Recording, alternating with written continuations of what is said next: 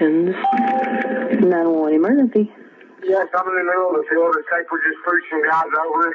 Right here going towards Javelin on both sides. My truck ran out of gas. There's one car here. You got to take the bitch to the woods. Quick burning. Okay, now run that by me. The one I talked to him. I sure ran into him. Ah, you ran into him. Okay. That's the first guy. You need an ambulance? Yes, no, I need the cops.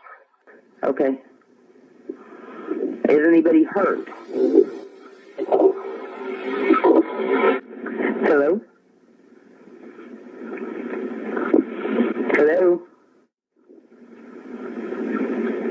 Hello? At 12:50 in the morning, a man called 911 screaming for help. He said he was bleeding.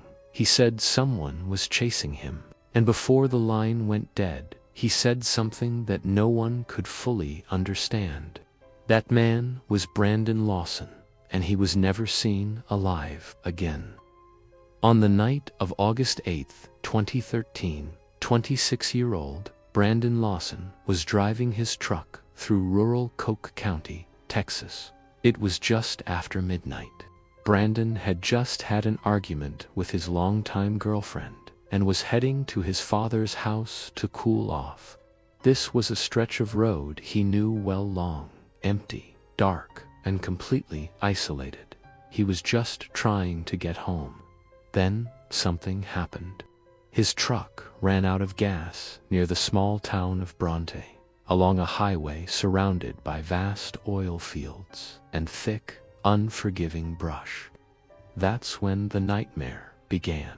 The first call Brandon made wasn't to 911, it was to his brother, Kyle. When Kyle picked up, Brandon sounded panicked, his voice laced with fear. He told Kyle he was in trouble. He said someone was chasing him. He mentioned he was bleeding. Without hesitation, Kyle and his girlfriend jumped in their truck and rushed to the location Brandon described. But when they arrived, a strange and unsettling scene awaited them. Brandon's truck was there, parked awkwardly on the side of the road. The engine was off, but the lights were still on. The doors were unlocked. Kyle looked around, calling his brother's name into the darkness, but there was no answer. Brandon was gone. Just minutes later, Brandon made the call that would turn his case from a local disappearance into an internet legend. The 911 recording is real, and it is absolutely chilling. In the call, you can hear Brandon's frantic voice telling the dispatcher he's in the woods and needs help. He says he's being chased. Then comes the part that has been debated for years, the part no one can fully agree on. Many listeners are convinced they hear Brandon say, "Yes, I'm in the middle of a field. A guy chasing me, ... got the first guy." Others hear something completely different, like a reference to state troopers or something about being shot at. The audio is distorted, filled with static and heavy breathing. And just as quickly as it started, the call cuts out. Brandon never calls again. In the immediate aftermath, a massive search was launched. Law enforcement, professional search and rescue crews, helicopters with thermal imaging, and highly trained cadaver dogs all descended on the area. They scoured the highway, the dusty oil fields, and the dense, thorny Texas brush where Brandon had last been heard. They searched for days, covering miles of rugged terrain, but they found nothing, not a single drop of blood, no torn pieces of clothing, no footprints, no signs of a struggle. It was as if Brandon Lawson had simply vanished into thin air. As days turned into weeks with no sign of Brandon, theories began to explode online. Armchair detectives and true crime enthusiasts from around the world started dissecting every detail. Some believed Brandon was genuinely hiding from someone, Real that he'd stumbled upon something he wasn't supposed to see in those isolated oil fields. Others suggested he might have been experiencing paranoia or hallucinations, perhaps from a mental health crisis or some other cause. Maybe he was just lost, disoriented in the pitch-black darkness of the Texas countryside. But many theories went much further. People speculated about drug cartels, human trafficking rings, and even corrupt law enforcement. Some whispered about supernatural forces at play in the desolate landscape. The haunting 911 call fueled every single theory. Because if Brandon wasn't really being chased, why did he sound so utterly terrified? Later, investigators revealed a critical detail that offered a potential, though tragic, explanation. They confirmed that Brandon had a history of substance use.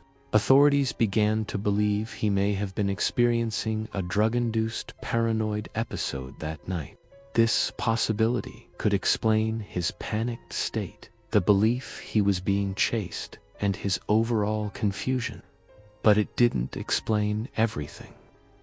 Even if Brandon was confused and afraid, how could he disappear into thin air? How could dozens of trained searchers, with dogs and helicopters, miss him if he was somewhere in the immediate vicinity?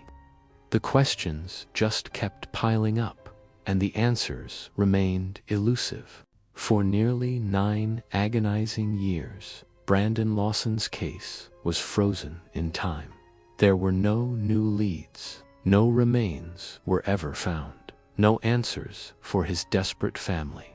All that was left was that chilling 911 call, replayed millions of times online by people trying to decipher its secrets. Through it all, his family never stopped searching. They organized their own searches, walking the same harsh land where he disappeared. They followed up on every lead, no matter how small or strange. They refused to give up hope that one day they would find out what happened to their son, their brother, their father. Then, in February of 2022, nearly a decade after Brandon vanished, the breakthrough finally came. A search party, acting on a tip, was exploring an area less than a mile from where Brandon's truck had been abandoned all those years ago. There, hidden in the thick brush, they discovered human remains. The family's long wait was almost over.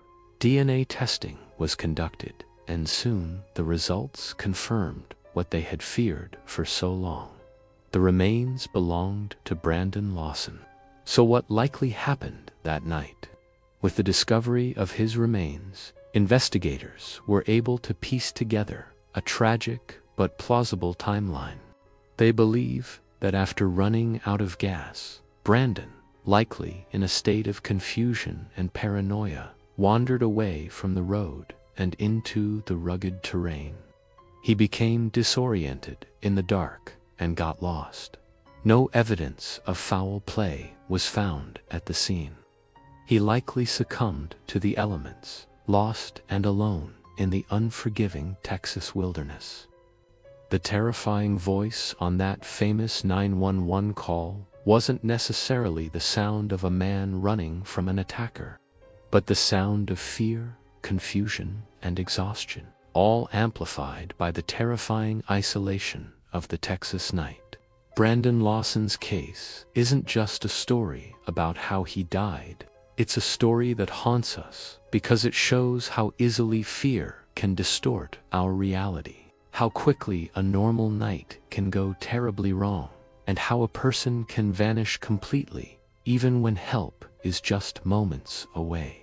One wrong turn, one empty gas tank, one panicked phone call. That's all it took to create a mystery that took nearly a decade to solve, leaving a family broken and a digital ghost that will forever haunt the internet. Brandon Lawson wasn't hiding, he was lost, and sometimes that's even more terrifying. Thanks for watching. If you found this story as compelling as I did, Please consider subscribing for more deep dives into unforgettable cases.